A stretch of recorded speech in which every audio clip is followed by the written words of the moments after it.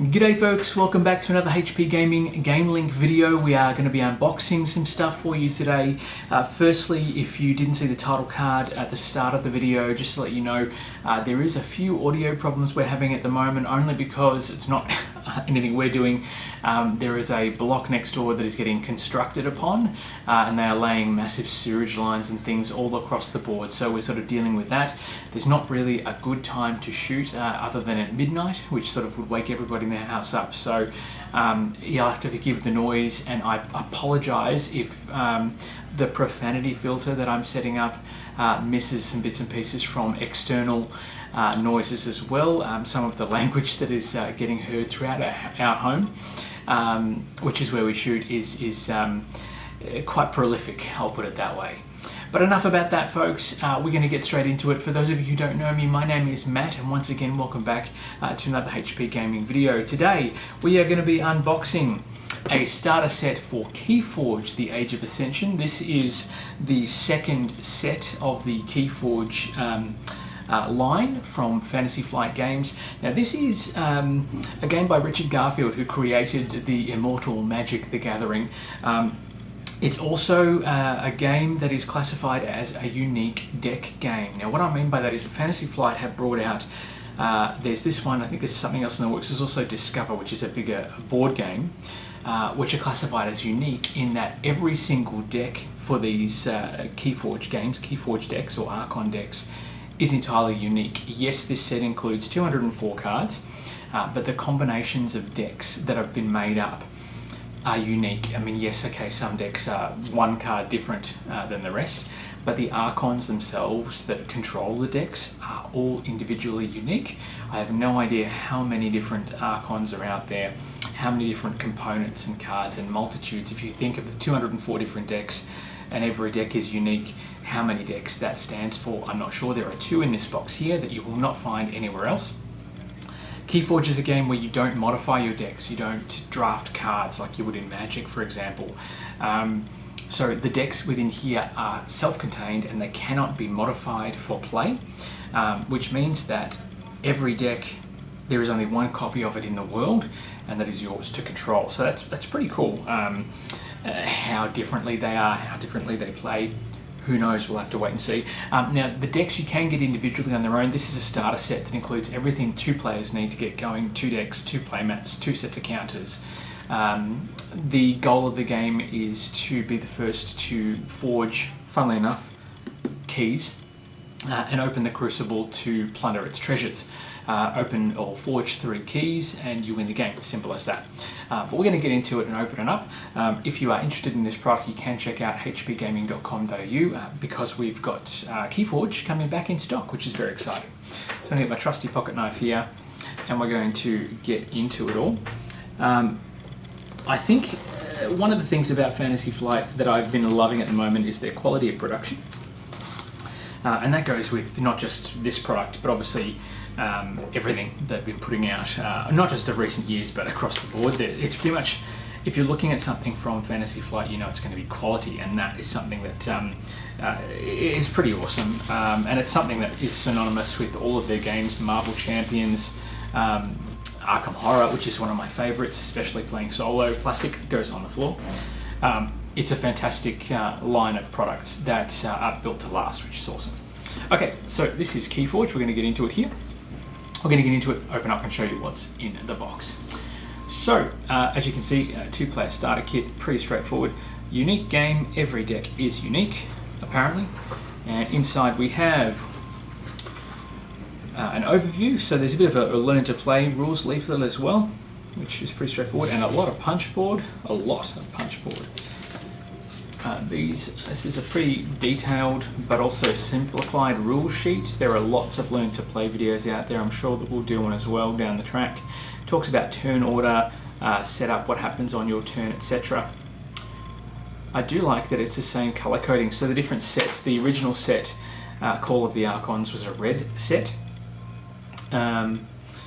And then from the red set, there's obviously the Age of Ascension, which is blue, and then you've got a new set coming out. I think there's Worlds Collide, which is purple, and then there's a new set, Mass Mutation, which is black. and you can obviously get different apps and things there that it talks about and how rules and things and how it all works. We'll put those aside for now. All right, so these are punch boards. There is quite a few of these. There's lots of different keys. There's playmats. We'll get through those in a moment. Okay, so first things first, punch board. As you can expect from Fantasy Flight, it's quite thick, quite durable. These are condition counters, I would imagine, so different effects that you have for different status effects of cards you play. Now these are, I believe they are chain counters, so you can actually chain attacks through, oh, that's quite durable. You can chain attacks through to rack up more points and things and do more damage to your opponent's cards. And as you play through the game, you are looking to collect Æmber, which is what you use to forge the keys. Or Æmber tokens, I should say, not Amber. Æmber tokens, there's some modifiers there. Now the Æmber tokens are these bad boys here.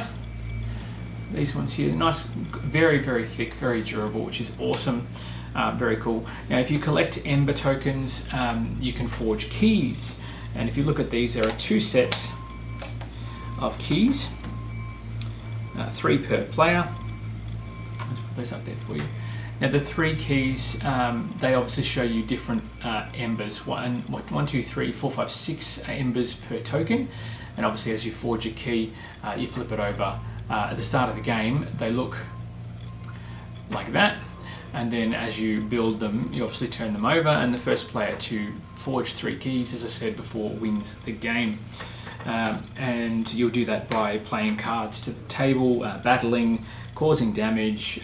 There's heaps of damage tokens here, which are quite cool, again, quite durable. It's interesting. They couldn't fit all of the condition markers on the one sheet. So there's one lone condition marker there on its own modifier. This just looks like it's a +1 damage or something, which is kind of cool. We'll pop that one out.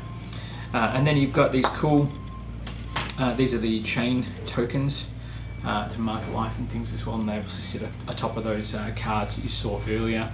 If I can find one for you, just as a chain tracker. Oops, there we go. To track where you're at in your combos and bonuses and things as well. It's very cool, nice and simple and easy to understand. And we get a couple of playmats here. These are just the standard poster playmats that you get. Pokemon does this as well. They have their own sort of little fold-out playmats. I gotta say though, these are a little bit more high quality than the ones in a Pokemon deck. They obviously have a bit more space. They talk about a battle line. So this is where all the cards are played that you'll play against your opponent. Your artifacts that will help you, I think they're similar artifact style to the artifacts that you would have in MTG. They're designed to help you manipulate the cards, your Archon, so your hero, the draw deck, discard, any archived cards that you have, and obviously the keys that you are looking to forge. The battle line obviously goes head to head with another player's playmat, or if you're just using normal cards, and you play cards back and forth, do battle to earn Æmber tokens and obviously win the game. So this is one that's a blue side, which is obviously to do with the Age of Archons. And then here we've got one that is in red, which is obviously reminiscent of the Call of the Archons initial first set of cards. The artwork's quite nice, looks very, very simple, but again, the quality of the production, the quality of the paper stock is really nice. A lot of people, as I said, when they're putting in these little poster playmats, they only produce just as basically the simplest paper they can find, but Fantasy Flight obviously has put a bit of effort in, and it shows, which is really awesome. That's the thing as well with the decks, which we'll get into in just a moment. The decks themselves, actually quite cheap, considering they're all unique. You can collect one and just play. You can get a starter set and have enough for 2 players, and that's it, call it a day. But if you're a collector, you'll want to get extra decks. Now the extra decks are actually not that more expensive than booster packs you would get for MTG. Now the booster packs I think are about $7, $6, $7, something like that. Flesh and Blood is about $6. Keyforge here is a 37 card deck. Ready to go. I think is it 37 cards?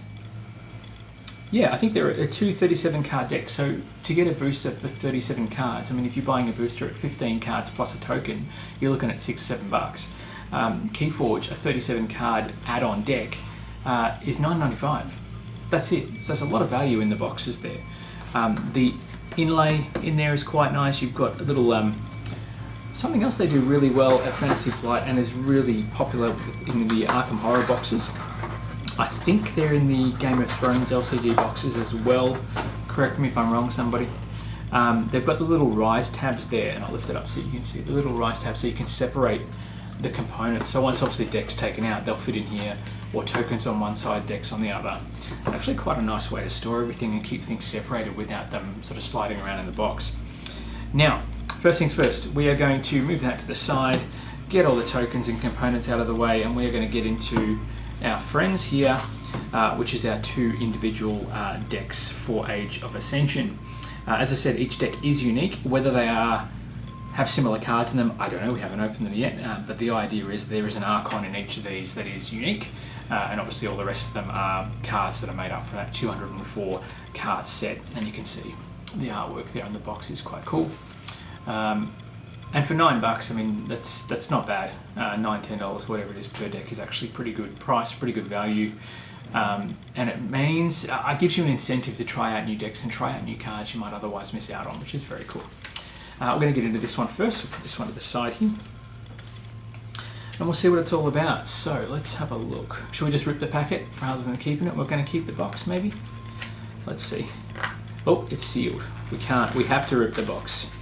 Ooh, I like that. Oh, we can open the bottom? No, we have to rip the box. So we're just going to bust that open.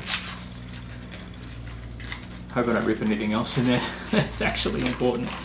Now, some of you may have noticed the box is actually a bit taller than a standard deck of cards.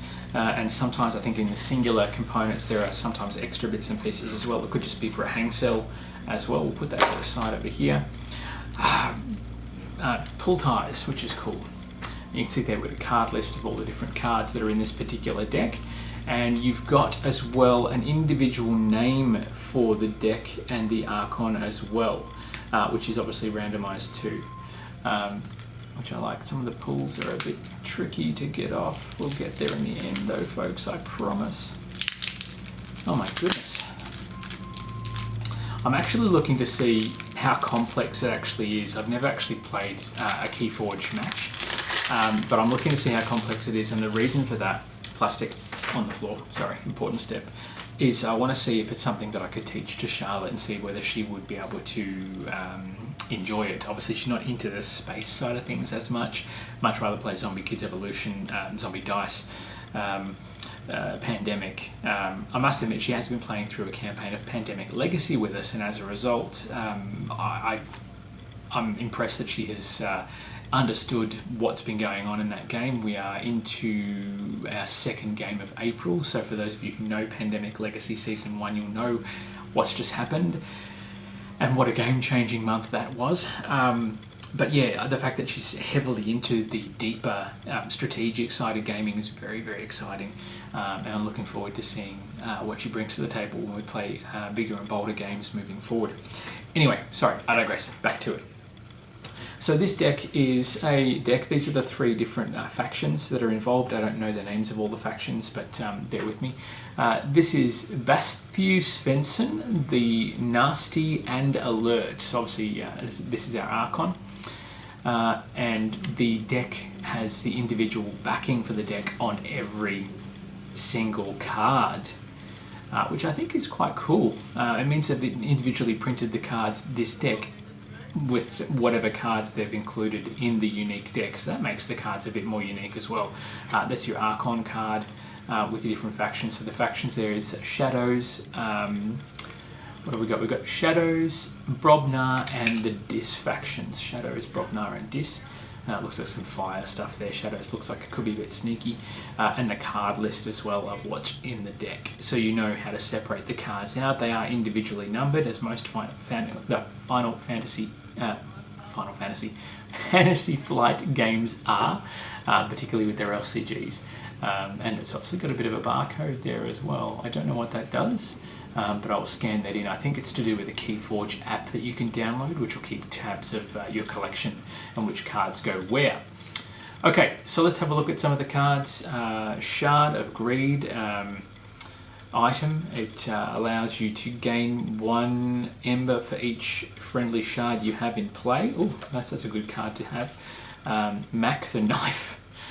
Mac the Knife. I believe he does 3 damage there. Has no defense and is elusive, whatever that keyword means. So there's lots of different, these are location cards, actions, creatures. So you'll use a combination of obviously your creatures and action cards to do damage or grab bits and pieces from your opponent. That is a Shard of Pain. Deal 1 damage to an enemy creature for each friendly shard you have in play. Okay, so the discs look like they're all about damage, causing trouble. Tentactus, Pandemonium. I'm interested to see if any of these cards actually appear in the other deck. We'll see how we go there. That's the disc, and then you've got the Broma faction, which is the fire. That's another shard icon. Give a friendly creature a +1 power counter for each friendly shard in play. So if you can get all 3 shards out, that'll be worth quite a bit of damage, or modifications, or even Æmber tokens, which is very cool. Little rascals, blood money. Place 2 Æmber from the common supply on an enemy creature, and then obviously if you defeat the creature, you take the Æmber with it, which is cool. Into the fray. Groke. He's a bit tough, does 5 damage. And he also takes away Æmber from your opponent. Ooh, 8. Groggins. When Groggins is used to fight, it can only attack flank creatures, so you can't attack people at the front. So in terms of the area that's set up when you play in your battle line, you obviously got creatures at the flank ends, you've got creatures in the center, and then anything on the ends is classified as a flank, which is cool. Alright, we're going to pop that aside, and then we'll get into the other deck, and we'll see if we come across any cards that are the same. It's good too that the packs have that little bit of space, so if you do rip in, you're not going to damage the deck as a whole, which is cool. You're going to start ripping the tops off cards and things, that's not very good. Alright, so this one, ooh, that teared away much easier. Plastic on the floor, it must be done. Now this is Quipstrong Chorizo Freeze Wastrel. I like the insignias there too, that's cool. I like that. And you can see we've got the Shadow faction, the Dis again, and the new faction. A new faction, which is the Untamed. And there's a deck list there with all the cards on it. We're shooting reasonably high quality, so if you want to, you can probably pause the video and zoom in and have a look and see what you like about that one. Quipstrong Chorizo Freeze, Wastrel, whatever that means. Okay, so these are the Untamed cards, which obviously are all new because we didn't have any Untamed in the other deck. Some Piranha Monkeys, we want to stay away from those. Fog Bank, what was it? Different characters and creatures. The artwork is pretty good. This one has an Æmber symbol. I wonder what that means. Maybe they get an Æmber symbol if they're successful doing attacks and things. Fang House, a couple of those in there. Dusk Witch, only a single damage, but looks like it has extra abilities. Now I'm assuming there's extra abilities and keywords in this set that aren't in the original Call of the Archons core set, so it'll be interesting to see how much has changed through them. Now let's see if we get any duplicates. Too much to protect. Play. Steal all but 6 of your opponent's Æmber. Ouch. That's nasty. Hidden Stash. Yangtze Gang. Umbra. I think we saw a couple of those in the other deck. Life for a life. Sacrifice a creature to deal 6 damage to another creature. Ouch. There we go. Dusk. Beg. Okay, so not a lot of duplicates. That's pretty cool. Creeping Oblivion. Collar of Subordination. Collar of Subordination. You control this creature. That's a bit nasty, so you can take control of other people's creatures in this one. Anguish Yerk. Yerk we had in the other deck, I think, as well. I'm going to compare them in a moment, so you'll be able to see what's the same and what's not finished with you. Shuffle any number of creatures from your discard pile into your deck, so you can recycle cards. That's awesome. Lash of Broken Dreams. Keys cost +3 during your opponent's next turn. Wow. That's nasty.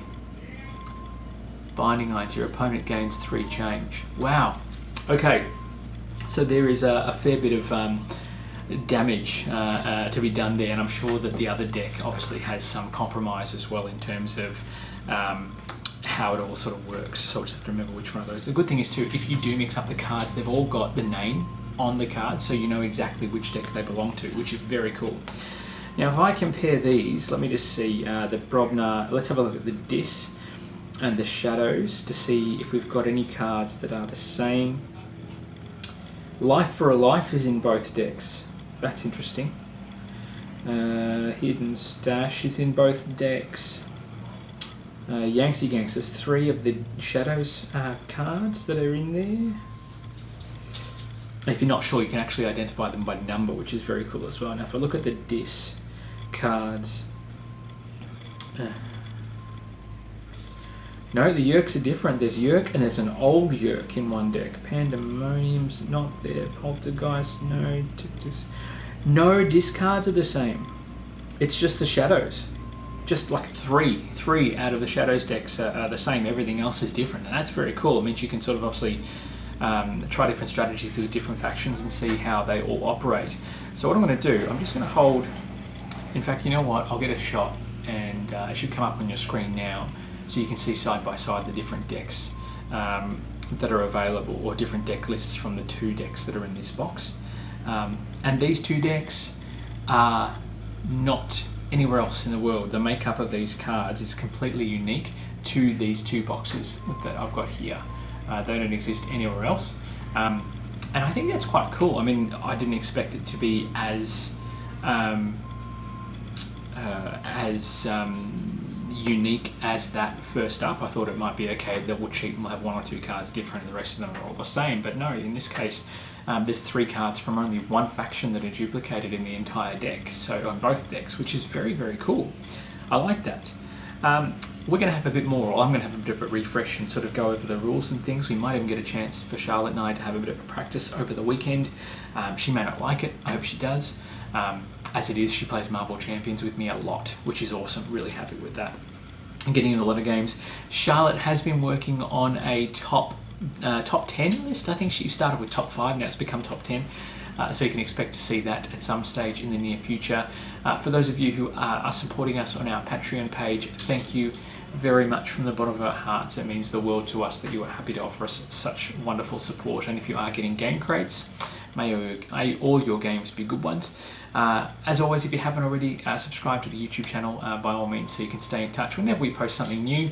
And we look forward to seeing you back at the table very, very soon for more fun and adventures through the world of Keyforge. Until then, thanks for watching, and we'll see you again at the table very, very soon.